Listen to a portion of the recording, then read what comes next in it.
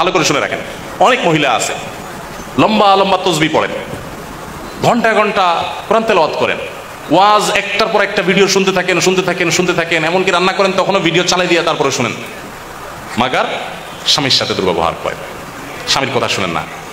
আছে না নাই? এখানে যদি পুরুষ বেশি, অতএব পুরুষের ঠিকের পরিমাণ বেশি হবে, এটাই স্বাভাবিক।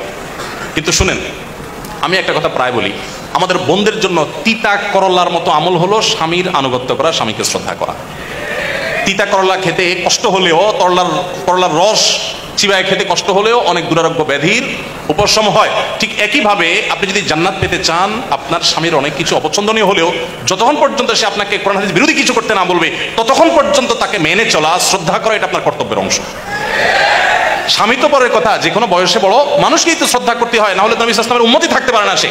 আমি এরকম বহু মহিলার কথা জানি যে শুধু বোরকা পরেন না, হাত পোজা পামোজা মেনটেন করেন, তাহাজ্জুদও পড়েন, জিকির আজকার করেন, তেলাওয়াত করেন, ওয়াজ শুধু শুনেন না, ওয়াজ মানুষকে করেনও, মাগার ওনার স্বামীর প্রতি তিনি দায়িত্বশীল স্ত্রী না। কখনো এই নারী আল্লাহর কাছে প্রিয় বান্দী হতে পারবে না।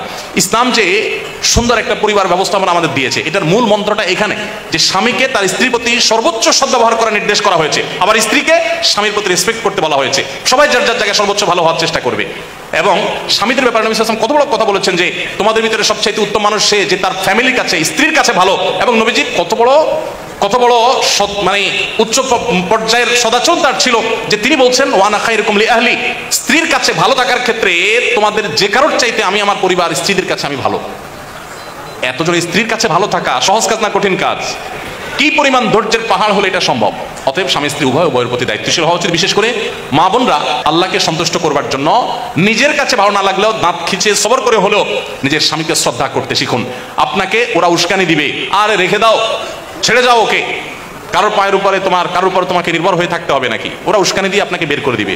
এর পরবর্তী ইতিহাসটা ওরা আপনাকে জানতেও আসবে না, মানুষকে জানাতেও আসবে না। এই জন্য আল্লাহর ভয় যদি থাকে, স্বামী স্ত্রী পরস্পর প্রতি শ্রদ্ধাশীল হতে হবে, এবং এটা না হলে আপনার তাকওয়া কখনো শক্তিশালী হবে। সবচেয়ে বড় চ্যালেঞ্জগুলোর একটা হলো, মনে রাখেন, আপনার জন্য নফল নামাজ পড়া, কোরআন হাদিসের অনেক কিছু চর্চা করা আপনার জন্য এত কঠিন না, স্বামীর আনুগত্য করা তত কঠিন। নবী সাল্লাল্লাহু আলাইহি ওয়াসাল্লাম মেয়েদের জান্নাতে যাওয়ার পূর্ব শর্ত 4টা উল্লেখ করেছেন। ইজা সাল্লাতিল মারআতু খামসাহা ওয়া সামাত শাহরাহা ওয়া আতাআত যাওজাহা ওয়া হাফিজাত ফারজাহা।